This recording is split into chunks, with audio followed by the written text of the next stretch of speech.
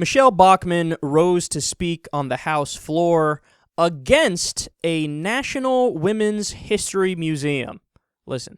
All Republican women are pro-women, and that all Republican men that serve in this Congress are pro-women, as are the Democrat women and the Democrat men in this Congress. A no vote on the current legislation, which I advocate for, very simply, is a vote to stand up for the pro-life movement, a vote to stand up for traditional marriage, and a vote to stand up for the traditional family.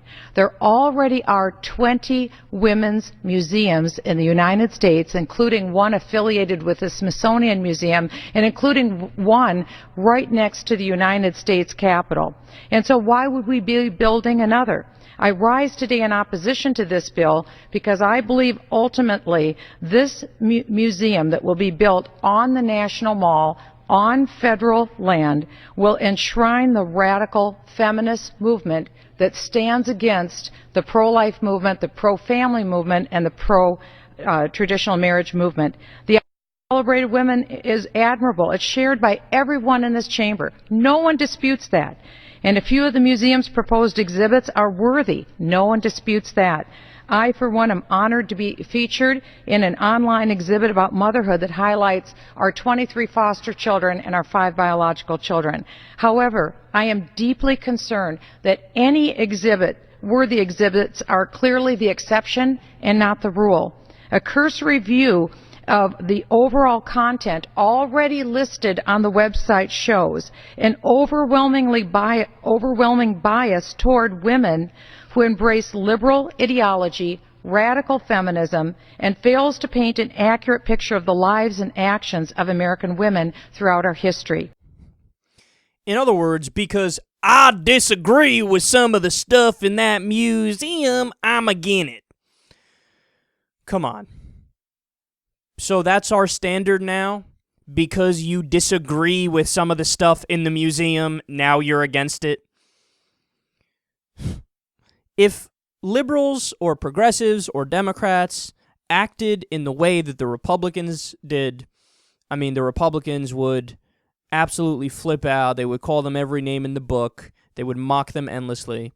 They would say, you know, liberal bias this, liberal bias that. Actually, they already do that, but they would do it even more. The idea that because you disagree with some of the stuff, she's not even saying I disagree with all of it. She's saying because I disagree with some of it, I'm against it. What a silly standard to have. So what would a Michele Bachmann National Women's Museum look like? You'd walk in and it'd be, all right, guys, room number 1 here. As you can see, we have some Bible passages on the wall. These are some of Michele's favorites and how they relate to women. Let's walk over here to room number 2.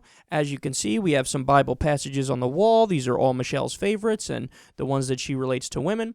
Let's go into room number 3 here. As you can see, there are Bible passages on the wall. You see where I'm going with this? In room number 4, we have an ode to Rush Limbaugh. In room number 5, we talk about how Rick Santorum is dreamy and my husband is gay. What? Did I say that out loud? This is what Michele Bachmann's museum would look like. It would just be all right-wing nonsense and garbage. But of course, in her mind, if it's not all right-wing stuff in the museum, it's biased. So, in other words, it's not biased to have all right-wing stuff in there, but it is biased to have a mix of everything. I love the way that they twist it in their minds, the way that they view things. Unless it's biased in favor of us, then it's biased. No, it would be biased if it were in favor of you. They don't get the most basic concepts. But whenever you have to say that all of us are pro-women, all Republican women are pro-women, and all Republican men are pro-women, whenever you have to preface what you're about to say by saying that, you know that what's about to come is not pro-woman. You know, it's like when they say, I'm not a racist, but 99% of the time, the thing that comes after that is totally racist. And the reason why we say that Republican men and oftentimes Republican women are anti-woman is because of their policies.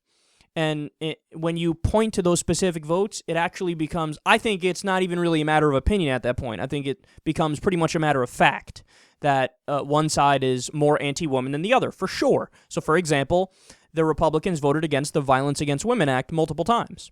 the Violence Against Women Act did many important things, like, for example, it set up a domestic abuse hotline. And the reason why they voted it down is because the sunset provision had ended. The sunset clause, the time came, and then it came to re-up it. And they didn't want it to expand to Native American women and LGBT women. So they voted against it. Think about that.